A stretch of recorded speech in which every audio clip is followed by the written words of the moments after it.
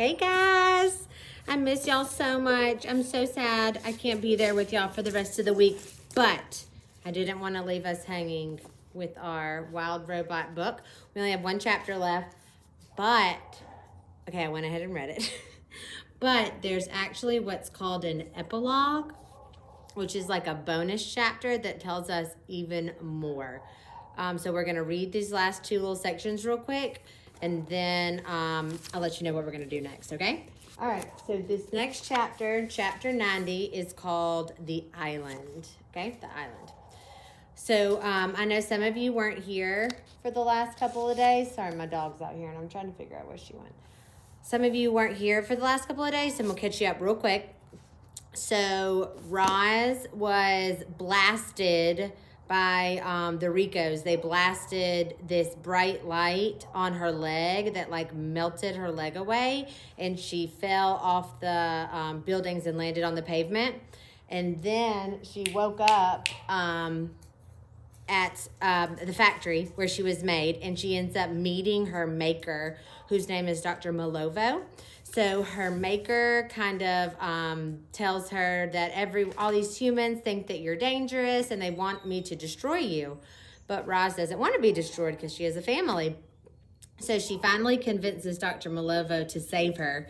So Dr. Malovo takes her Roz's mind and actually puts it in a new body so that when Roz wakes up at Dr. Malovo's apartment, she feels different because she's in a new body, but it's her same mind that she had before. And also, Dr. Malovo made a video to send to all the humans of her destroying Roz's old body. So everyone thinks Roz is dead and destroyed, but it's her same old mind in just a new body. So then Bright Bill comes back to Dr. Malovo's apartment, and they ride on Dr. Malovo's airship to go back to the island. So they're finally back at the island. All the animals were so excited to see her. Dr. Malovo leaves and says that she's never going to tell anyone the secret of the wild robot. So that's where we are. Chapter 90, The Island. Our story ends on an island where a robot was returning to her wild way of life. Roz had escaped from the world of humans, and now she was free to be her true self again. She could think and speak and do whatever she desired, and right now, what she desired was simply to watch the sunset.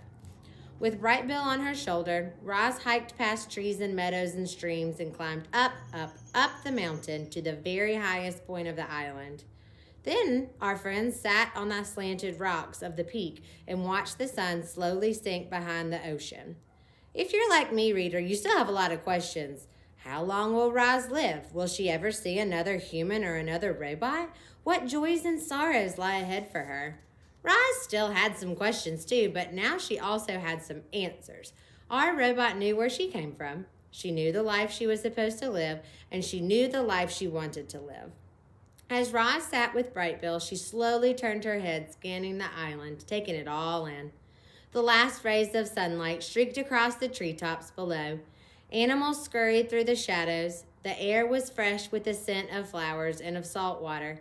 The sky began darkening. The crickets began chirping. The stars began twinkling. Everything was just right. Roz felt safe and happy and loved. The wild robot was home. So here's a picture of her. Make sure you can see it. That's her with Bright Bill on her shoulder. Aspen, come here. Aspen. Trying to get the dog out of the mud. So she's there on her island. So if you're like me, after I finished this, the first thing I thought was, what about the farm? She left the farm so long ago, and we really haven't heard anything about it. Like, did they look for her? Did they get a new robot? Did Jaya and Jad get in trouble?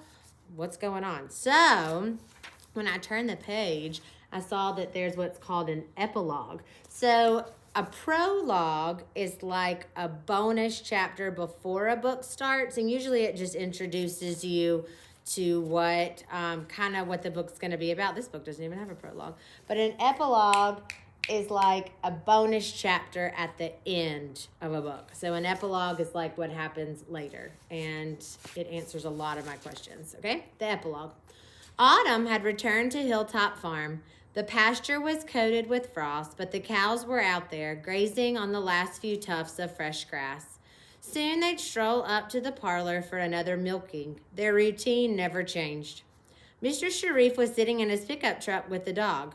The man stared out the window across the fields at the new robot. He was keeping a close eye on her. Tech Lab had promised him this one wouldn't run away, but he didn't trust her yet. These days, the children spent most of their free time working on the farm. Jaya had a way with the cows, and Jad liked the tools and the machines. They were walking through the farm buildings together when they heard honking sounds in the sky, and a flock of geese glided down to the pond. For weeks, geese had been stopping by on their migrations, but there was something different about this flock. They flew in perfect formation, and they were led by a small, graceful goose. Now, they never say who that is, but we can probably predict who it is, right? The flock calmly floated on the water. After a while, the leader shook his tail feathers, beat his wings, and fluttered over to Jaya and Jad. The goose stood in front of the children. He gazed deep into their eyes. Then he craned his neck around, plucked out one of his feathers, and laid it on the ground by their feet. Jaya and Jad looked at each other and smiled. The children had been waiting for this moment. They'd always wanted to know how Roz's story would end, and now they finally knew. The wild robot was back where she belonged.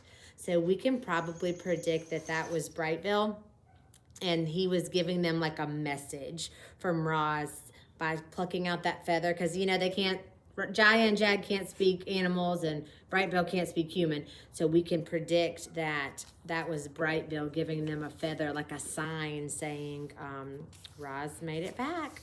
Roz made it back where she belongs. So that's the end. I'm so excited that we finished it, but I'm kind of sad because it's over, which is a sign of a good book when you're sad that it's over. So what we're gonna do now is I made a quizzes with 10 questions that you're going to do with your desk partner. You're going to do the 10 questions together, because I know some of us didn't hear all the parts of the book, so it'll be good to review them together. But let me give you some advice. When you do the quizzes, pay attention to the answer choices, okay? There's only one correct answer for each question, but trust me, pay attention to the choices so you can remember which one of the 4 is right. That's going to help you later, okay?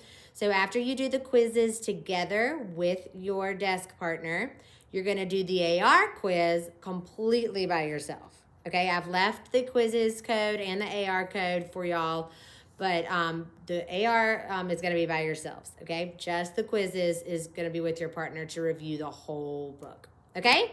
Okay, I'm going to be waiting on my computer all day, waiting to see what y'all make on your scores for the AR test. And we will update our gumball sheets on Tuesday when I get back. Remember, we don't have school Monday. So when I get back on Tuesday, we'll update our gumball sheets, and hopefully everyone gets all 5 of these points, okay? I love you guys, and I miss you so, so, so much. So do a good job on this quiz. I can't wait to see how well you do.